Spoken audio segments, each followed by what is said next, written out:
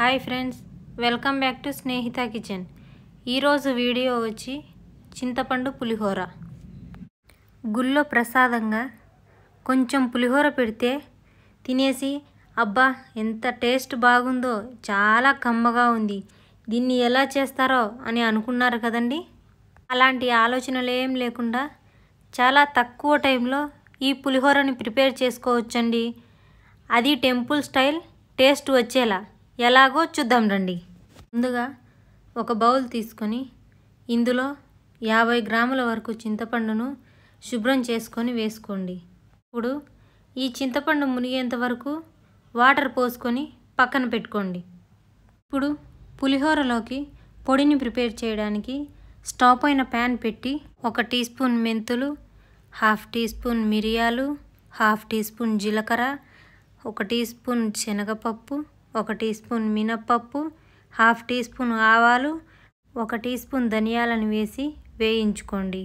ఇవన్నీ ఇలా బాగా వేగాక చల్లార్చి మిక్సీ జార్లోకి తీసుకోండి. వీటన్నింటినీ మెత్తని పొడిలా గ్రైండ్ చేసుకోండి.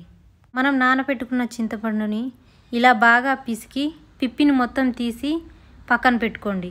ఇప్పుడు స్టవ్ పైన ప్యాన్ పెట్టి 3 టేబుల్ స్పూన్ల ఆయిల్ వేసుకోండి. ఆయిల్ వేడయ్యాక 2 టేబుల్ స్పూన్ల పల్లీలను వేసి ఫ్రై చేసుకోండి. ఇవి ఇలా దోరగా ఫ్రై అయ్యాక 1/2 టీ స్పూన్ ఆవాలు, 1/2 టీ స్పూన్ మినపప్పు, 1/2 టీ స్పూన్ శనగపప్పు, 1/2 టీ స్పూన్ జీలకర్ర, 2 ఎండుమిర్చీలను వేసి ఫ్రై చేసుకోండి. ఇవన్నీ ఇలా బాగా వేగాక కట్ చేసుకున్న 3 పచ్చిమిర్చి, కొంచెం కరివేపాకును వేసి బాగా కలుపుకోండి.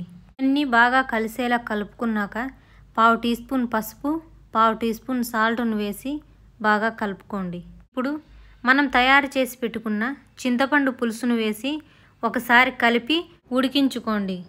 వీడియోలో చూపించినట్లుగా చింతపండు పులుసులోని వాటర్ మొత్తం పోయి గుజ్జులా అయ్యేంత వరకు ఉడికించుకోండి. చూడండి, ఇలా గుజ్జులా అయ్యాక స్టవ్ ఆఫ్ చేసేసుకోండి.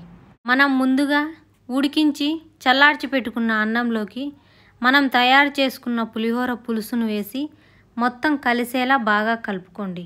ఇలా మొత్తం కలిసేలా కలుపుకున్న తర్వాత మనం తయారు చేసుకున్న పులిహోర పొడిని వేసి బాగా కలుపుకోండి.